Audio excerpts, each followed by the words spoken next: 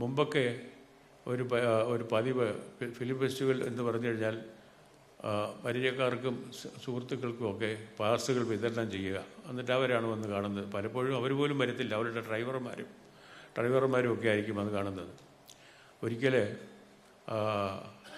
ശ്രീ തിയേറ്ററിൽ പടം കണ്ടുകൊണ്ടിരിക്കുമ്പോൾ പുറകിലുള്ള അതിൻ്റെ കതക് പൊളിച്ചകത്ത് കയറാൻ വേണ്ടിയുള്ള ശ്രമം നടക്കുകയാണ് ആളുകൾ. കാരണം എന്തോ ഒരു സീൻ ഓഫ് സെക്സ് അതിലുണ്ട് എന്ന് ഒരു വാർത്ത അങ്ങോട്ട് പടർന്നു. അപ്പോൾ പ്രധാനമായിട്ടും അവരെപ്പറ്റി ഞാൻ മോശം പറയുകയല്ല, ചാലയിലെ തൊഴിലാളികളുടെ ഒരു സംഘം തന്നെയായിരുന്നു. അതിന് മുകളിലത്തെ വാതിലിങ്ങനെ കൊട്ടിയെടുക്കാൻ തള്ളി തുറക്കാൻ വേണ്ടി ശ്രമിക്കുകയായിരുന്നു ഭീകരമായിട്ട്. അത് കുറേ കഴിഞ്ഞ് ആരോ പോയി തുറന്നു കൊടുത്തു.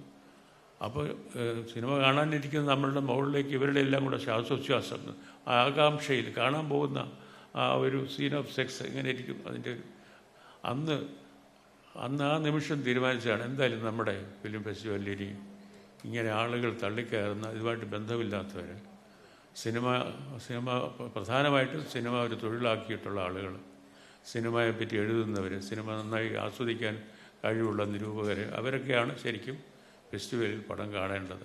ഒരു പക്ഷേ ഭാവിയിൽ സിനിമയെപ്പറ്റി പഠിക്കാൻ ആഗ്രഹിക്കുന്നവർ, ഇവരൊക്കെയാണ് ഇത് വരേണ്ടത്. അല്ലാതെ വഴിയിൽ വിതരണം ചെയ്യാനുള്ളതല്ല നമ്മുടെ പടം കാണാനുള്ള ഈ അവകാശം. അങ്ങനെയാണ് ആദ്യമായിട്ട് കേരളത്തിൽ ഡെലിഗേറ്റ്സ് ഫീസ് കൊടുത്ത് ഡെലിഗേറ്റ് പാസ് വാങ്ങി അതിലൊരു അംഗമാകുക, ഈ ഫെസ്റ്റിവലിൻ്റെ ഒരു ഭാഗമാകുക എന്ന സങ്കല്പം ഇവിടെ ആരംഭിക്കുന്നത്.